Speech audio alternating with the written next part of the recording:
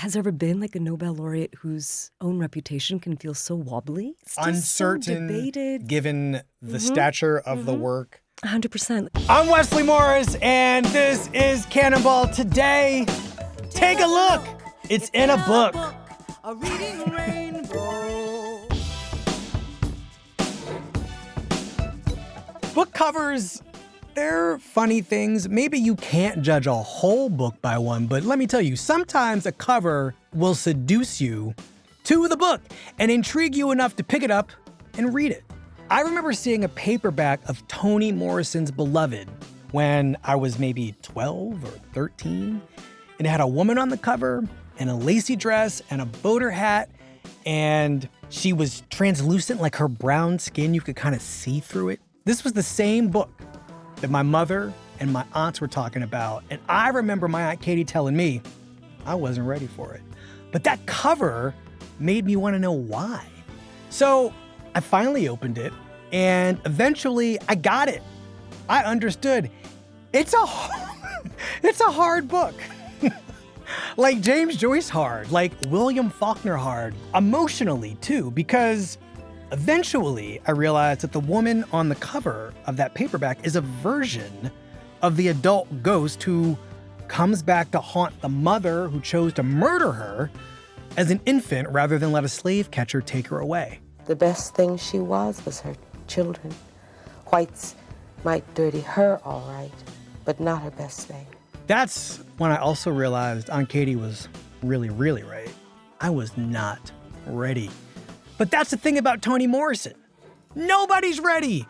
She writes big and dark and bold, humorously, about Black Americans and their lives, their inner lives. And I've spent my entire writing life trying to make sure that the white gaze was not the dominant one in any of my books. You just have to be willing. And 7 years after her death, it looks like we're even more willing than we might have been before it. There's a whole raft of Morrison hitting bookstores right now. Her 11 novels have just been reissued with new introductions from writers like Tayari Jones and Jasmine Ward and Jacqueline Woodson and Raven Leilani. There's a thrilling new book of criticism about those novels and a few other things about Toni Morrison by Namwali Serpell called On Morrison. And yet, with all this new Toni Morrison to lose, or I would say find ourselves in, some people, some institutions who aren't ready for her work would sooner ban her than read her. Beloved's been banned. The Bluest Eye has been banned. That is how dangerously this woman wrote. That is the kind of power the stories have. We all know it. But in trying to defend her legacy, as some of these reissues aim to do, something else is happening.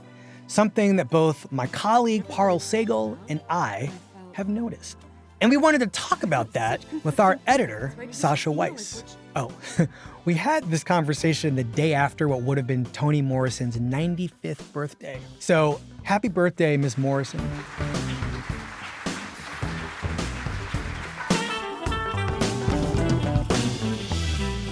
Parul, Sasha, you're back. I'm so happy. We're so happy. I'll speak for myself. I'm so happy. happy. No, speak for me. Thank you. Thanks for having us. Thanks for being here. All right, so our job here today is to just really spend some time thinking about Toni Morrison.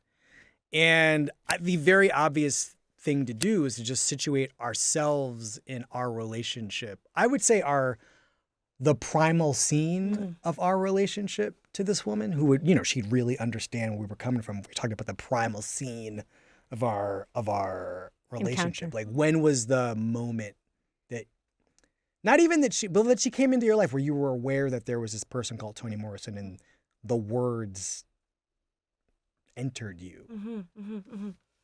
I brought evidence. So I'm here This is your evidence? This is the evidence. We were wondering about this special book. This is my copy of The Bluest Eye that I stole from my middle school library. Oh. But as you notice, I ripped the cover off. And I ripped the cover off because if you're familiar with the story of The Bluest Eye, it's the story of a little girl who is taught to hate herself. She's told that she's ugly. She's told that she is too black. She's told that she is too shriveled and small and just loathsome. And she prays for blue eyes, you know? She prays essentially for safety. She prays for love. And there was a cover that featured a little black girl holding a doll with blonde hair. And I remember seeing it and feeling so like skinned. You know, I didn't know. And I just moved back. I'd moved to America back from India. And I didn't know that other people knew about this, that you could be taught to hate yourself. Right. It felt like a secret. And I didn't want my white classmates to know. Uh-huh. So I used to, in the library, turn the book around so the cover wouldn't be visible. And then finally, I just got so rattled. I took the cover off, took the back cover off, and I took it home. I didn't read her, but I just knew that there was something happening here. And one day, You hadn't actually read it yet? I just knew. You knew there was something There in was there something for you. there, and I just felt that this was something, it was, people were being led into something that I was thinking about, unsettled by. I didn't want them to know. And I myself didn't want to know just yet. So. Which is a really apt way into Toni Morrison. Isn't it? Also, Knowing that there's something that you don't want to know about yourself. Yes. That you are being invited to touch, which is kind of what she does for us. That's exactly what she does. But Also- my actual experience reading it was picking up, again, I was twirling the carousels and one day and I picked up Beloved and I just read those first two sentences. And I think you and I talked about this after she died. I'd never seen sentences like that. And those first two lines are 124 was spiteful, period, full of a baby's venom. I'd never seen sentences split in that way, in these little phrases. Well, I mean, my copy of Jazz, I can remember I worked at a movie theater and I would ride the subway home and I was reading Jazz. Jazz was new, but like the first word on the first page with the drop cap makes that, it's an S, but it looks like it could be a 5. And the word is, that's the first word of Jazz. Yeah. A sucked tooth. Yeah. But I was like, fifth, I know that woman. Who is fifth? I know that woman. Fifth, I know that. And I said it over and over and over again. And about the 27th time I said it, I said, the fifth. Oh, it's she's sucking her teeth. And then I kept reading the book. But I understood. But also that same feeling, like you can do that? Yes, you can start a book like that? start a book like this. You know? I did not know. No. I did not know. All her books have these great opening lines. They shot the white girl first. The first sentence of Paradise. What about you, Sasha? I don't have a powerful origin story with Toni Morrison. I mean, but what I relate to in both of your stories is like this immediate recognition that something new is going on with language. Yeah. And I think I read Song of Solomon in high school, and I think it was part of an awakening to literature. I think it was part of what made me a reader and recognizing that there's all this new stuff you could do with language. So I know she inculcated me into that, but I don't have this like zap of a memory that you have. But let's like fast forward. Let's fast forward to now, 7 years after she died. We're kind of re-encountering her, all of us, as grown people. And the culture, not that she's ever left, but, you know, her legacy is being shored up, right? People are writing books. Her own books are being reissued. And I think all of us sense, and you know, you've sensed, Parul, that something's happening here that feels a little risky or unsettling. And it has to do with Toni Morrison becoming a saint. And I want to know kind of what you see happening and why it feels a little bit risky to you. I mean, I should say that there are few people who deserve canonization more than Toni Morrison, you know? Yes. It's one of those things where, you know, has there ever been like a Nobel laureate whose own reputation can feel so wobbly, right? Yeah, you mean uncertain, so debated, given the stature of the work, the eminence of the quality of the work. 100%. Like she's still in some way feels like she needs defending in some way that I think we'll talk about. But no, I think right now 11 of her books are being reissued and they've been given these new introductions, and there's just a whole lot of personal writing about, just in the way that we are, like what she meant, what she did for people, what she did to the language. And so much of this feels important in the sense that just her influence in the culture and for other novelists feels just exciting to see, right? What she's done for language, what she's done for so many different kinds of thinking. But what always makes me a little bit nervous, right, is when somebody is canonized and sanctified and somehow becomes flattened in the process, becomes somewhat of an eminent figure, and we cannot work with the ideas, and we specifically can't work with the ideas that feel difficult, hot to touch, complicated, that bedeviled even her. And so I think because so many of the questions that we're still asking about witness, about repair, about when is violence important in a narrative, when is it cheap spectacle, right? What do we owe the dead? All of these things are just so alive. And I don't know if there's anybody who's thought about them or felt them or created language to address them in the way that she has. So I just feel like I'm not ready for her to be untouchable yet, I still want to wrestle and I still want to disagree with her, and I still want to, in many ways, understand what she's done to my own thinking. The fact that I can think at all, I think is, I owe a lot to Toni Morrison. I'm going to talk about her writing in ways that she's taught me to think about writing that I didn't know was possible. Same here. I guess I want to be clearer about, have readers forgotten that? Like, what is the sanctification? How is it happening? Does it mean that people actually aren't reading her? Are they reading her wrong? This is a great question. Like, really what is happening? What do you see happening that feels like it's missing something? I think what I feel, I'm trying to be so charitable. Don't be charitable. No, but I think I'm trying to understand why. Okay, as a prelude, let me just say this: like, there are few writers for whom critics mattered more to than Toni Morrison. She was obsessed with the reviews she got. She read everything. She wanted good critics, and she wanted critics, as she said, who could see her in her entire cosmology. She wanted Black critics. Cosmology is a great word. Her word, not mine. And she always said that if we want better books, we need better critics.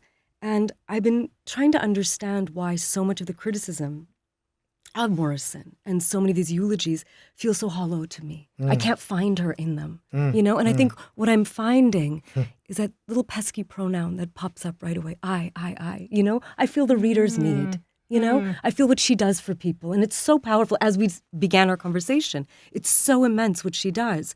But somehow in this, the reader's need, and it sort of is starting to supplant her achievement. What she wanted to do, and what was specific and spiky and scary about what she was trying to do. And she always said that she enjoyed the danger of writing the most. And so what is that danger? I want to sort of have something I can hold on to a little bit more, something I can touch, and continue to work with. And I think that some of the airiness, some of the romance, the love, all of this puts her out of reach. And clouds her specific work and thought in a way that I find just very, very, almost intolerable. Yeah. I wonder if she's uniquely hard to read and to talk about for some reason. I wonder why people go to the Eye, because there's something, I do think it has something to do with what she asks us to confront, which is often danger in ourselves and the thing, exactly as you said before, the thing we actually don't want to look at. Yeah. She's asking us to look at. Yeah. And maybe even if you've done it and you're a good reader of her, there's something difficult about going back. All right. At the risk of being glib, I would like to touch some danger and read from it. So I brought my family edition of Tar Baby. Can I just read this one thing? From yes, let's please, get into it. Let's read her. Let's talk about it. I don't know. This is like, how do I explain this? This is a novel where two of the characters, a Black woman and a Black man, are kind of figuring out what to do with their attraction to each other. This man has just shown up on this property in the Caribbean. This white man and woman own and operate, because this novel is set with an awareness of a colonial past and on this Caribbean island. And at some point, this woman who has essentially been put through school at the Sorbonne by these white people has worked as a fashion model. She and this man who she thinks is beneath her, he's like, rough and violent and gross and like N-word Black, with his dreadlocks and his like crudeness and like obvious sexual desire confuses something in her about what she wants. Anyway, he's very clear in his attraction to her, and she doesn't not want that. She just is, there's a class barrier operating in her that keeps her off him. But one of their encounters leaves her with this memory. He had jangled something in her that was so repulsive, so awful, and he had managed to make her feel that the thing that repelled her was not in him, but in her. That was why she was ashamed. He was the one who smelled. Rife, ripe, but she was the one he wanted to smell, like an animal, treating her like another animal, and both of them must have looked just like it in that room. One dog sniffing the hindquarters of another, and the female, her back to him, not moving, but letting herself be sniffed, letting him nuzzle her asshole as the man had nuzzled hers. The bitch never minding that the male never looked her in the face or ran by her side, or that he had just come up out of nowhere, smelled her ass, and stuck his penis in, humping and jerking and grinding away while she stood there actually bearing his whole weight as he pummeled around inside her, not even speaking or barking, his eyes sliced and his mouth open, dripping with saliva, and other dogs too, waiting, circling until the engaged dog was through, and then they would mount her, also in the street, in broad daylight no less, not even under a tree or behind a bush, but right there on Morgan Street in Baltimore, with cars running by and children playing and the retired postman coming out of his house in his undershirt shouting, "Get that bitch out of here." We're done! Because that was, first of all, one sentence. Yeah. It's ruthless. Ruthless. But It's so crazy to imagine her above us. Mm. no, she's like, She's she's in the in street. us. She's in the street. She's I mean, all around us. yeah, I don't know. That was, by the way, do you want to drag? Because that was, I am high. Just reading that. It's amazing because like when we read this, right, like it kind of takes our breath away. It takes my breath away again. You know, I've read that passage so many times, but I've never heard it out loud, and I felt such conflicting feelings, right? You just feel like what she writes about is just forbidden. And how does she know these things about people, right? Wait, what do you mean? Well, she knows how, I mean, I could read this from Song of Solomon, right? Just she writes about a married couple and how important their mutual hatred of each other is to keep them going. That they both have organized their lives around this quiet, strong hatred of the other. She just knows where the sort of like shard of ice lies in our hearts, you know? And it's very interesting because you cannot read her autobiographically, right? She's not really interested in This is an interesting thing thinking about you know, herself and putting her family on the page. She puts, you know, her town on the page. But there's one fact about her that I really love. Her mother was a brilliant musician, and one of the jobs she took was to play piano to accompany silent movies. And I kind of think about that's Morrison, right? Like that's Morrison, like the notes for the silent things, the quiet things, the things that we haven't seen. She's there, she's putting this music down and giving us some kind of way to access it, to hear it, to feel it. I don't know. I mean, I still feel completely shocked when I read something like The Bluest Eye, and she writes about sort of how self-loathing is taught to children.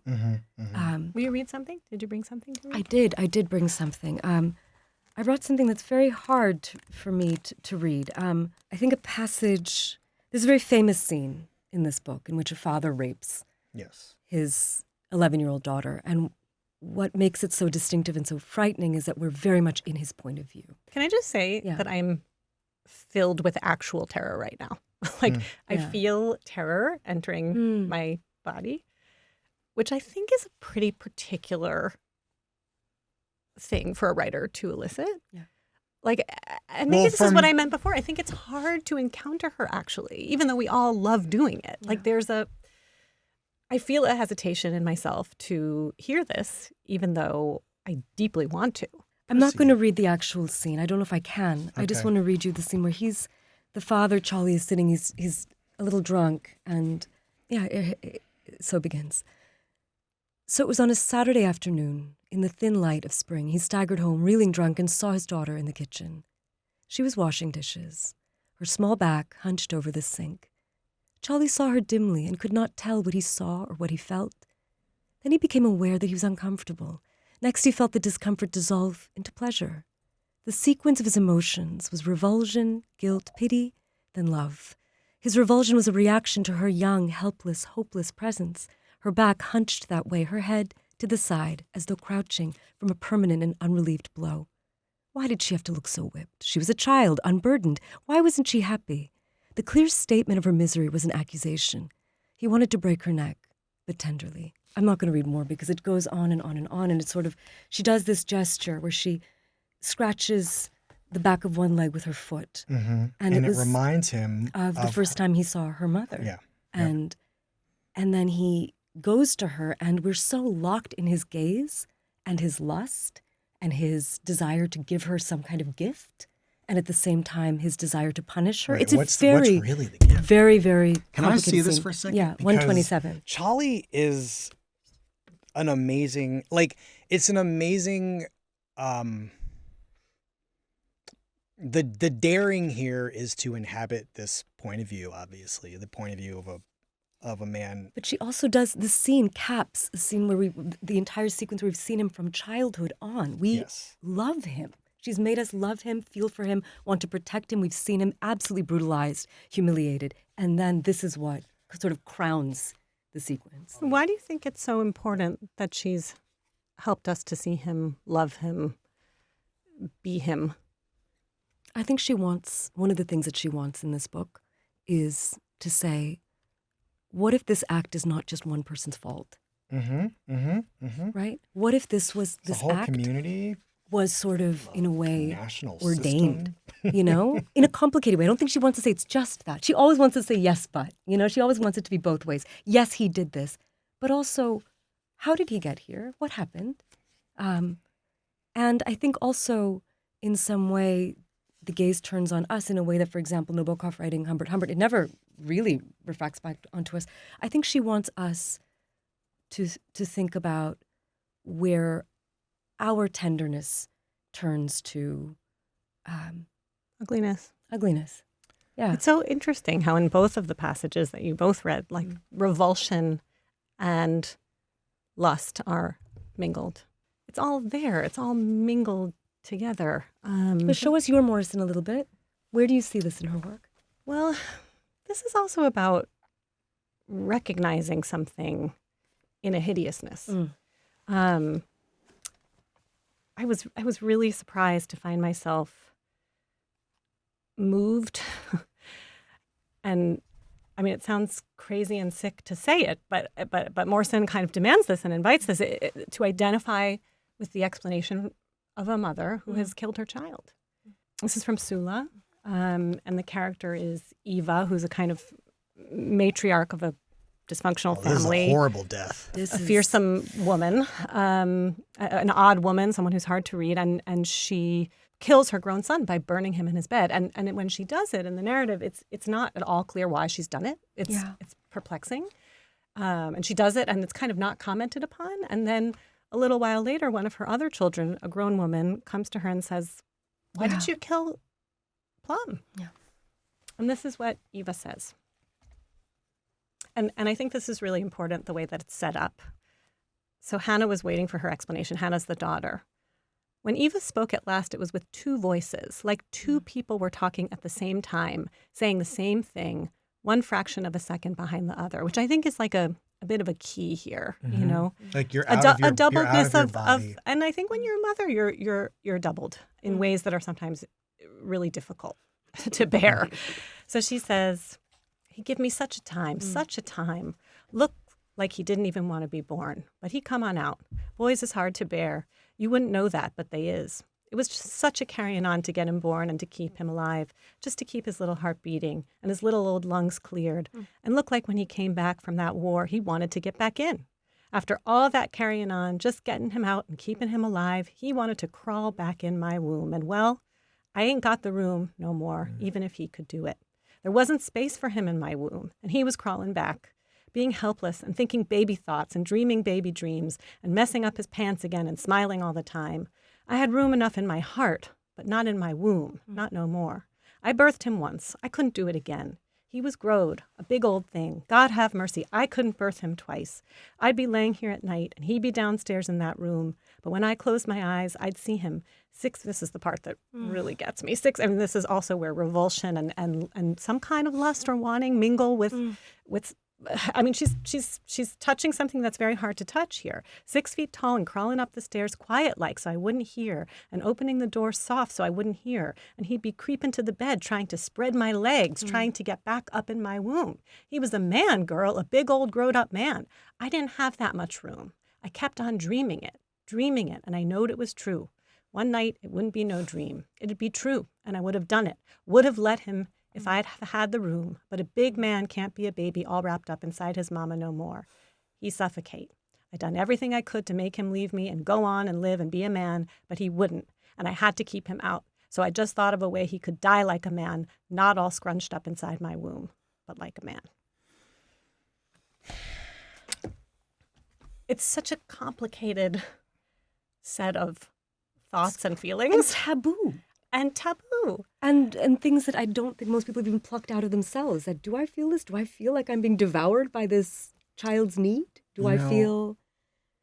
And also the suggestion here that, I mean, there is a suggestion of some kind of incestuous desire, always. You know, that she also dreamed that this man came inside her and spread her legs. So there's some suggestion, not that she wants it, but that the desire is hers too, this ambivalence. I want to mother him. I want to be devoured, but I also can't. I can't.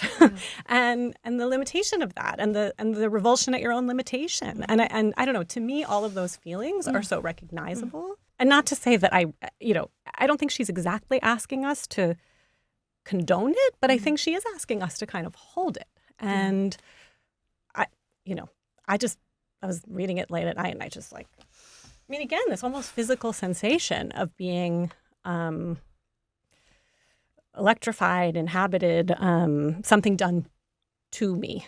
No, and just the way that she can write, the logic of it, right? So I'd read Sula so many times, and the audiobook is wonderful because when Morrison reads that part, she's kind of like muttering to herself. I had room enough in my heart, but not in my womb, not no more. The way we mutter to ourselves when we're cleaning and just saying, I can't, this is not happening, enough of this. I birthed him once. I couldn't do it again.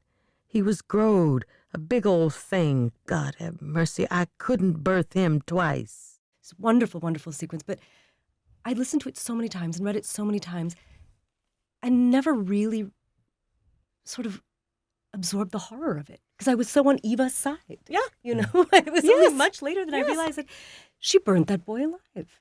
And the way that she can show you how this feeling of helplessness moves into a place of absolute maternal entitlement to take that life is, I don't know.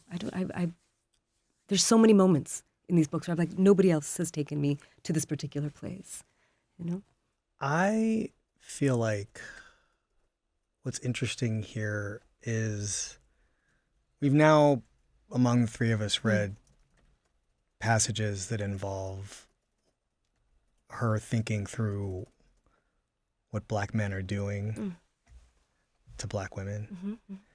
And, you know, one of the criticisms of her from a class of Black male critic and scholar is that, you know, she gets the Nobel Prize, you know, the next day or maybe the same day. Stanley Crouch's, I don't know if he was on Charlie Rose. I don't know if he wrote an op-ed, but he's essentially decrying Beloved all over again. And he's famously dismissed Beloved for being a blackface Holocaust novel in a piece that he'd written. But this was him essentially saying that Beloved is a terrible book, in part because it pushes Black men off to the side. But Charlie is interesting because I found the passage in the book, by the way, that I had been looking for. And it's interesting to be thinking about these men as carrying around some some childhood injury or some like underdeveloped aspect of themselves that has been kept from fully forming or wanting to escape what awaits, what it means to be an adult man in this country. You know, he knew if he was very still, he would be all right. But then the trace of pain edged his eyes, and he had to use everything to send it away. If he was very still, he thought, and kept his eyes on one thing, the tears would not come.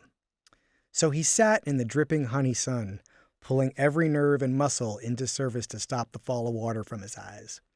While straining in this way, focusing every erg of energy. Wow, Toni, thanks for bringing that word back up. While straining in this way, focusing every erg of energy on his eyes, his bowels suddenly opened up. Before he could realize what he knew, liquid stools were running down his legs, and the mouth of the alley where his father was. On an orange crate in the sun, on a street full of grown men and women, he had soiled himself like a baby.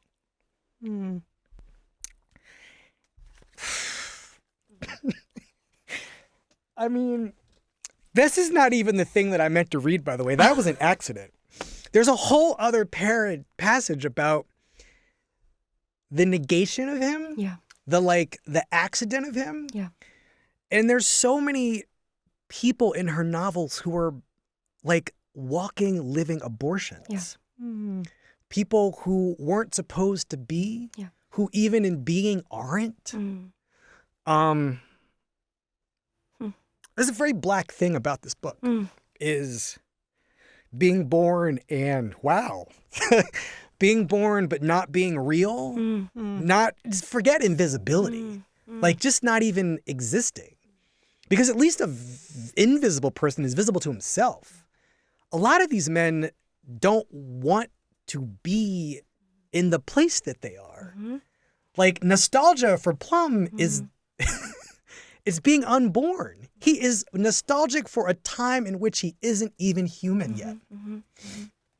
And I mean, you know, an unsophisticated reader might read this and say, well, Toni doesn't like black men. That is very not true.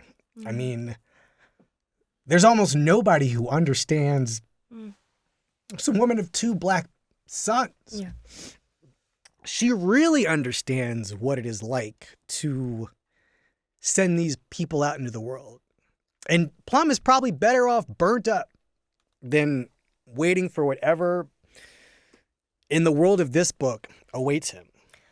But I do think that there's an indictment very frequently in her books, right? I think you're right to say that there's a certain kind of way that we see men who are stuck in some way, frozen in some way, right? And there's an indictment of society, there's an indictment of culture, but there's also, again and again, an indictment of specific mothers, right? Yeah, it's Plum is a not a child. system. It's not just a system, It's right? always both. It's always both. It's always both. It's the mother in Song of Solomon who will not stop breastfeeding her son because that is the one satisfaction she has in her life. And then one day somebody peeks and sees that his legs are trailing on the floor and she has to let him go. Right, milkman's mother, or it's Eva in the book, right, who also looks after all of these urchins, these little boys, and she gives them all the same name, the Deweys, right, and they never grow up either, right. So we see also this complicated family psychological unit of what is actually happening, who is allowed to grow, who is kept small, why and how, and for whose sometimes pleasure, right, and for whose use. So it's always this swiveling motion in her books that are looking out into the culture and looking very, very deep into this notion of for somebody to feel big, someone else has to feel small. There's this phrase that you've talked about that Toni Morrison loved, which is thinking the unthinkable. I love that phrase. And I think it is what she invites us to do. Yeah. It's also hard. Yeah. To do it. But I wanted you to talk about that phrase and what you think she meant by it. She never clarified, helpfully, but she often talked about it. She said, this is what I want to do. And in writers that she loved, she would say the same thing that we're all kind of saying. How did she know this? How did she put language to this? And I think very simply, my sense of it is that she's very interested in what the mind cannot absorb, for whatever complicated reasons. So one, it might be what the mind can't absorb because the suffering or pain is too large or too obscene, right? So there's those scenes in Beloved that we see Setha's mind cannot actually access a memory like a tableau, but she can hold on a corner. She can remember the way that the trees looked, or she can remember the way that the tombstone looked, right? Because to see it all happening would just destroy her. It would annihilate her.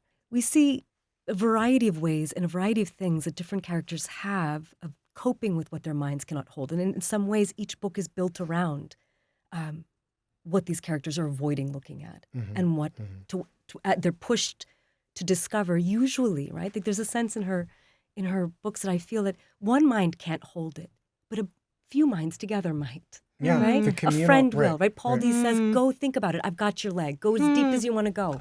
I've got you by the ankle." Yep. So there's that feeling in her that one mind will break if it tries to look at it straight, but several minds together, or a mind's coming together and looking at it through a kind of story, through this kind of apparatus, it can be seen. She has invented another way of looking at the human condition. And no one had ever really applied the sort of principles of literary theory in practice to fictional characters who've come out of American enslavement. And how do you disembody that experience in a way that doesn't totalize it, keeps it particular to one person's experience? I think this is what's so powerful in her work and why it gets so contested is that she talks about memory as this incredibly political act, you know? And Well, she it was the is. first, right? Yeah. I feel like in book after book to say that it's no small thing when you remember and pass on these stories. What happens? I think where we've arrived is this question of, with Toni Morrison, what we do with her dead and with these books living on, and the person manages to like sail into some new zone where she can't be reached anymore and begins to serve a very kind of almost religious or holy function. And maybe we pause for a minute on the desire to do that or the impulse to do that and where it comes from. I understand that too. I mean, because it's complicated. Because on the one hand, I think that after starting to plumb some of these texts, like one of the feelings I experienced in addition to horror, pain, exhaustion, passion was awe, right? I mean, awe is part of what you feel before this monumental artist. So I think there's some kind of genuine sense of awe that is part of it. But then I think it also maybe comes from a kind of protective impulse. Partly, yeah, I think so. Yeah, I mean, which I think, like you've told me that you kind of understand. I do. And feel even. I mean, I think we would all understand. I mean, I think we've been talking about this person possibly still being underrated. You know? Which is insane. But it's true. It's true. It's true. And, you know, I think that just thinking about how saints become saints, right? Like what it is, what sainthood really is a bunch of, I mean, with all due respect to like, you know, how this happens. It's a bunch of people getting together and being like, this person has suffered greatly, roasted on a spit. Saint! This person flogged in the streets by the entire community. Saint! Like, there's so much death and violence and, you know, dismemberment that makes some people candidates for sainthood. You suffer. You were made to suffer in the sort of canonical understanding of how this process works. And I think you're helping me understand something, right? Because you said that, you know, what happens before someone is canonized? Some act of great suffering, right? Some kind of sacrifice happens. I'm I trying mean, to think being of sacrificed. being in some sacrificed, places, right? some And I'm places. trying to think of like, well, what was it for Morrison? Like how, and I do think that, you know, I think it has to do with beloved. I think that if you don't have beloved, you have a set of intricate, beautiful, sharp, sort of generation-defining novels. But the suffering in Beloved and the way that she found a language for it, right? And the way that, you know, you brought up the Stanley Crouch criticism, right? That she sort of pushed Black men's suffering to the side in that novel. He's not wrong. One of the things that she did, where she said that book came from, was thinking about Frederick Douglass. And she said that Frederick Douglass could talk about so many different kinds of suffering. He could not talk about sexual exploitation and the rape of women. It was like there was a veil there, right? And she wanted to push aside that veil, you know? And she wanted to find a language for, up until that book, it really was not written about, talked about, discussed, you know, with the kind of interest and importance and mourning. You know, what happened to women? What did women bear during chattel slavery? And I think there's a way that she writes about the Middle Passage and writes in the voice of people on the ships, right? Yes, And writes yes, from yeah. the perspective and gets away with it in a way that is incredibly difficult to do. You know, she enters their point of view. She finds a language for it. And I do think in some way she becomes, in a complicated way, and I'm not sure I completely agree with it, but I'm trying to think my way through this point where I do think that there's something about that book that felt like that she became a transmitter of this history. Yes. In a way that feels incredibly Well, in her own body Yes, almost. yes, She yes, became yes, yes, something yes, more yes. than just a writer with that particular book. And I It does not also- happen without that book. So much to the point that that book, and Stanley Crouch says that book was a Black Holocaust novel. Blackface Blackface Holocaust novel, which is insane and insulting. But what's so interesting about that book is how important that book became to Holocaust scholars like Mariana Hirsch. So many people use that particular book to say, how do we find a language for memory that's being transmitted in these interesting, complicated, patchy ways? Why is it that my child knows something that my grandparents went through? What is happening? Yeah. And they draw again and again on that book. So something, I think, surrounding the mystery of its creation and its power and its success at speaking for some of the victims of the most unspeakable crimes in history, I think just kind of attaches to her in this way. I don't know. I think you're right to identify Beloved as the kind of hinge work in some way, or like the apotheosis of the project. Also, or just like the miracle. Right. In a way, Right, Or- right, right, Like, right, miracle. right, That something happens. And also thinking about, I mean, I think this is what you're, part of what you're getting at, that what actually happens to a person who does this kind of channeling? Yeah. What The did it, channeling, what exactly. did it cost her? Yeah. What was her suffering? I right. mean, I guess. and you know, Yeah. and I think, you know, what we're talking about in a funny way, I mean, is the case for her sainthood, right? The case for some kind of, you know, kind of trans-historical energy that she was able to be a vessel for. I mean, there is something kind of miraculous. You're not convinced. What's going on? Well, let's I make just- the case against. No. I don't think any of us are quite convinced. I don't yeah. think it. I'm not convinced. I just think that. What made her so prominent as a voice of this experience was that she was the first person to really try to achieve it as a psychological condition that lives in the present. Mm-hmm. And I think that this question of like what attitude to take towards some of our unequivocal geniuses, right? If she must be on a pedestal because she can perform these functions for people, I think that is, no one would object to that, right? But one wants the ideas to still live and work among us. Well, I feel like we're doing the right thing here, which is actually reading her, but also reading her communally and doing the kind of communal act of remembering that she calls for. Yeah, I will say though, I know we're dismounting here, but there is a caveat, right? Which is that, you know, there are occasions for that memory, for that remembering. And, you know, I don't know, like some of this is private work, Yeah. right? Some of this is intimate and you just being alone with the text. And right, I mean, look at Look this. at this book that was mauled or destroyed, for the sake of Loved to privacy. bits. You're not selling tickets to watch somebody. Yeah. But tear also, through no one this. could know. No one could know. No one could know. Yeah. My middle school is going to contact me tomorrow, I know. Anyway, thanks for coming and talking about Toni Morrison, Parul, and writing that wonderful piece. Thank you. You too, Wesley. Thank you. Sasha. Thank you. I'm stunned into silence by this incredible conversation. Before we go, I want to take a moment to sing the praises of one of our great actors, Delroy Lindo. This person had a difficult weekend, and I was not going to get into it because I don't want to sort of traffic in this unpleasantness right now because I'm in a good mood.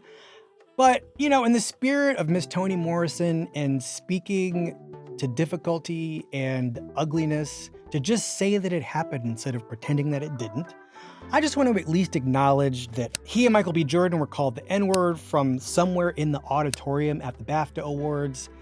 And I'm like, you know what? These two guys are having the year and a half of their lives. Of course, somebody is going to try to remind them that they don't deserve it, even if it's by accident. But the reason to bring it up is Delroy Lindo has been working for a long time as a professional actor. He has never been to this many award shows, I don't think, in his life than he has been because of Sinners. Feels really good, yeah. And one of the award shows he's about to go to is the Academy Awards, where he has never been as a nominee. It's about time. See, white folks say they like the blues just fine. They just don't like the people who make it. He plays Delta Slim in Ryan Coogler's Sinners. Rice said he was gonna take that money, going out to Little Rock, start him a little church. It's a wonderful performance. He's got this extremely good monologue in a car that one of the Michael B. Jordans is driving in that movie. Clan got a hold to him, searched his pockets, found all that money, made up a story about him killing some white man for it and raping that white man's wife. And then lynching right there in the railroad station. My question is, what took y'all so long, Academy voters?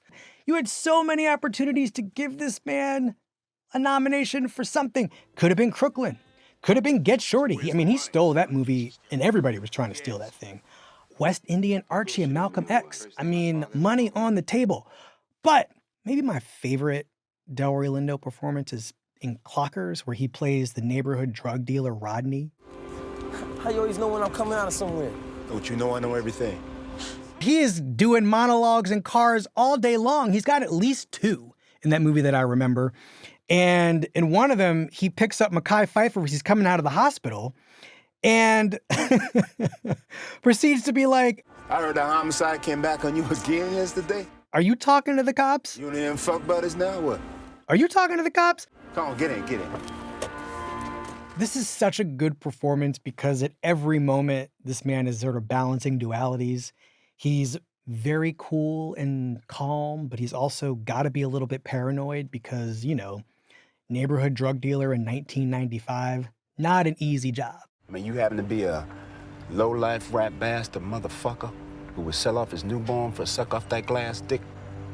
Crack will bring it right on in the light. Delroy Lindo is so good at just keeping it like this and emanating gravitas, emanating danger. And that is something that Delta Slim and Rodney have in common besides giving really good speeches in cars, which is they're operating at a very, very scintillating room temperature. I'm a great businessman, Strike. And I got me the world's greatest product.